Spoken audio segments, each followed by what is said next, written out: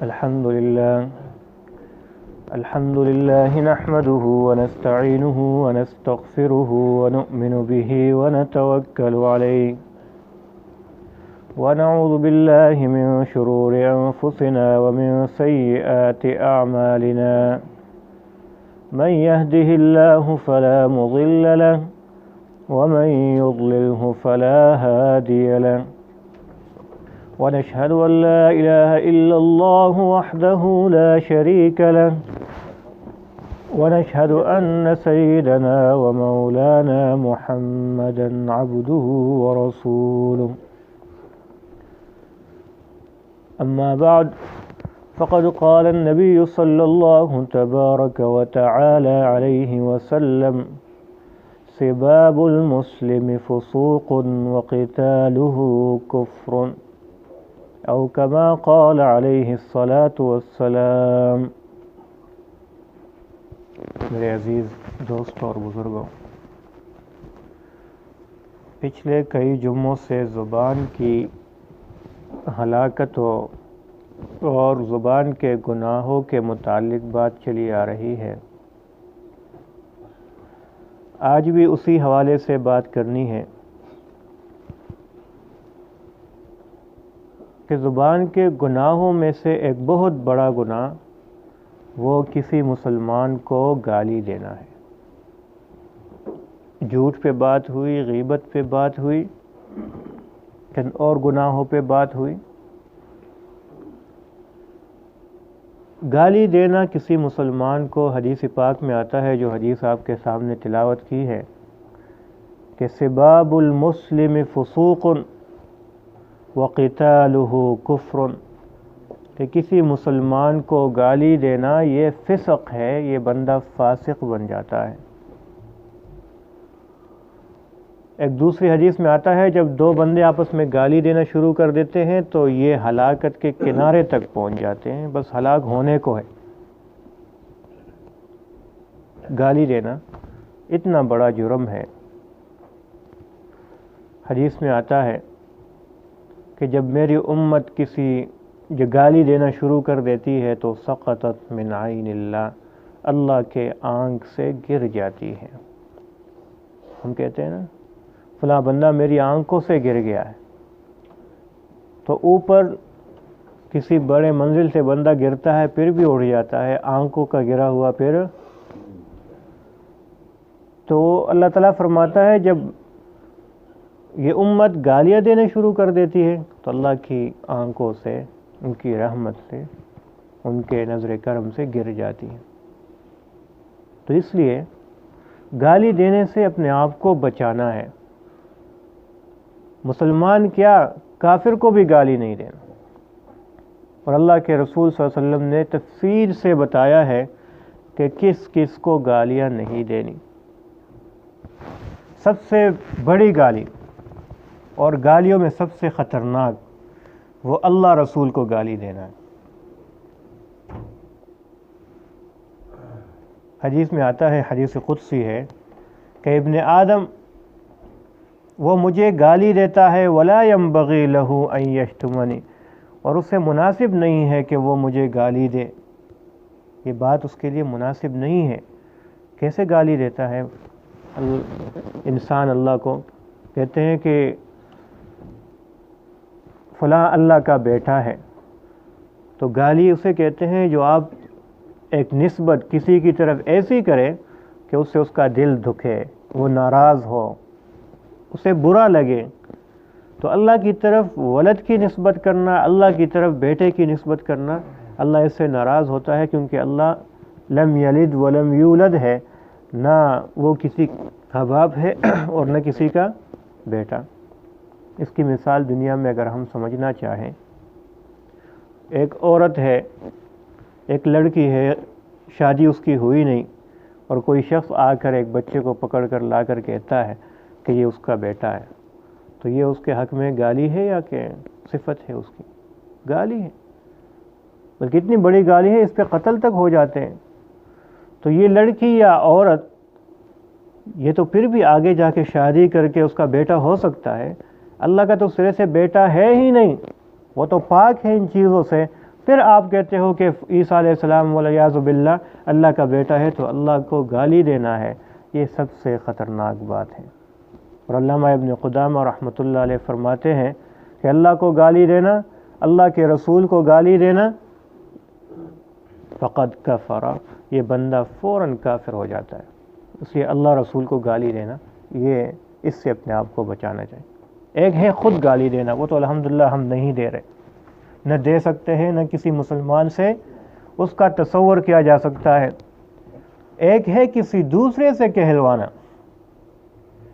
قرآن میں آتا ہے وَلَا تَسُبُّوا الَّذِينَ يَدْعُونَ مِن دُونِ اللَّهِ فَيَسُبُّوا اللَّهَ عَدْوًا بِغَيْرِ عِلْم، کہ تم لوگ ان کافروں کے بتوں کو، ان کے خداؤں کو گالیاں مت دو، ریٹرن میں وہ لوگ پھر فَيَسُبُّوا اللَّهَ عَدْوًا بِغَيْرِ عِلْم، وہ پھر اللہ کو گالی دینا شروع کر دیں گے جو کہ نامناسب ہے، تو پھر آپ کچھ نہیں کر پاؤ گے۔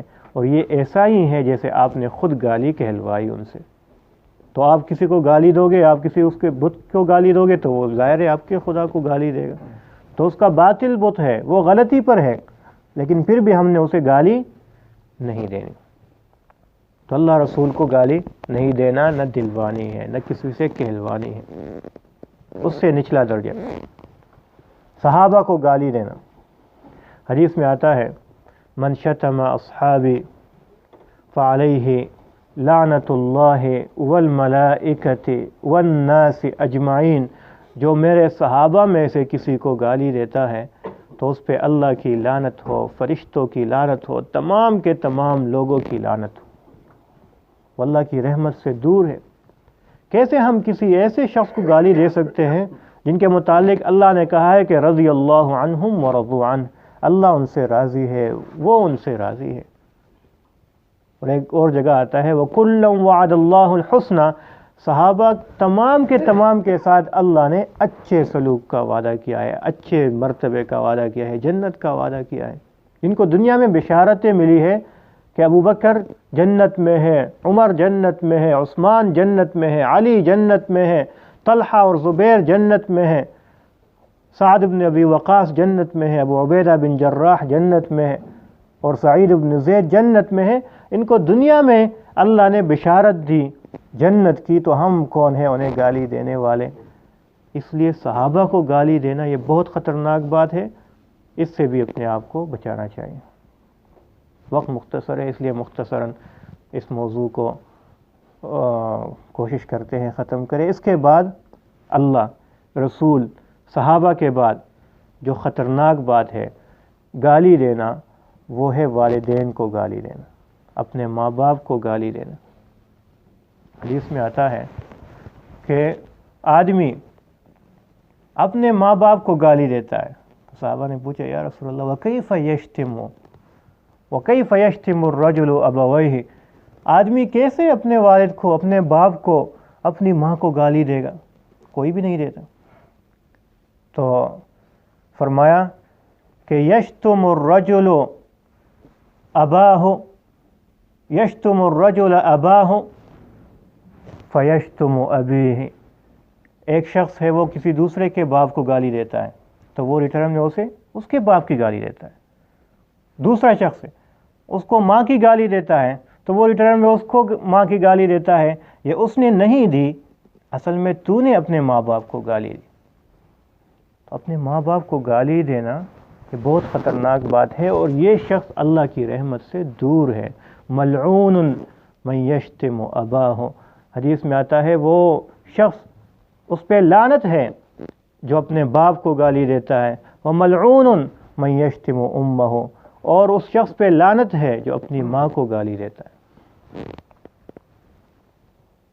امام بخاری رحمۃ اللہ علیہ نے ایک واقعہ ذکر کیا ہے کہ ایک علاقے میں ایک قبر سے روزانہ عصر کے ٹائم کے قریب اس طرح ایک شخص کھڑا ہوتا تھا، اس کی شکل جو ہے وہ گدھے جیسا ہوتا تھا اور وہ گدھے کی جیسی آواز نکالتا تھا۔ لوگ ان کے گھر جا کے انہیں پتہ کرنے لگے کہ کیا بات ہے۔ پوچھا تو کہہ رہے تھے کہ اس نے اپنی ماں کو گالی دی، اصل میں نشہ کرتا تھا تو اسے پیسہ چاہیے تھا تو ماں نے نہیں دیا، تو اوپر سے اس نے گالی دی، تو ماں نے سمجھانے کی کوشش کی، تو اس نے ماں کو تھپڑ مارا اور کہا کہ گدھے کی طرح آوازیں مت نکالو، ہنچو ہنچو مت کرو گدھے کی طرح۔ تو کہتے ہیں جس وقت اس نے اپنی ماں کو ایسا کہا تھا، اسی وقت میں اس کے قبر سے اس طرح کی آوازیں نکلنی شروع۔ بہت خطرناک بات ہے کسی ماں باپ کو گالی دینا، اپنے ماں باپ کو گالی دینا پھر وہ تو مشکل ہے، کسی اور کے ماں باپ کو گالی دینا پھر وہ ریٹرن میں آپ کے ماں باپ کو گالی دیں، یہ بہت خطرناک بات ہے۔ تو اس سے بھی اپنے آپ کو بچانا ہے، اس سے نچلا درجہ حدیث میں کسی کو چھوڑا نہیں، اپنی بیوی کو گالی دینا۔ ایک صحابی آتا ہے، یا رسول اللہ میں اپنی بیوی کے ساتھ کیسا سلوک کروں؟ آپ نے فرمایا لا تضرب الوجہ، اسے چہرے پہ مت مار، کبھی چہرے پہ مت مار۔ دوسری بات ولا تقبح، اور کبھی اسے گالی مت دے، کبھی اسے برا بلا مت کا گالی مت دے۔ ہمارے نبی تو کہتے ہیں کہ گالی مت دے، اور ہم اس نبی کے امتی ہو کر ہم بات بعد میں کرتے ہیں، کوئی چیز ہمیں چاہیے وہ بعد میں مانگتے ہیں، پہلے ہم گالی دیتے ہیں، او ایسا یہ کام کر، یہ چیز لا۔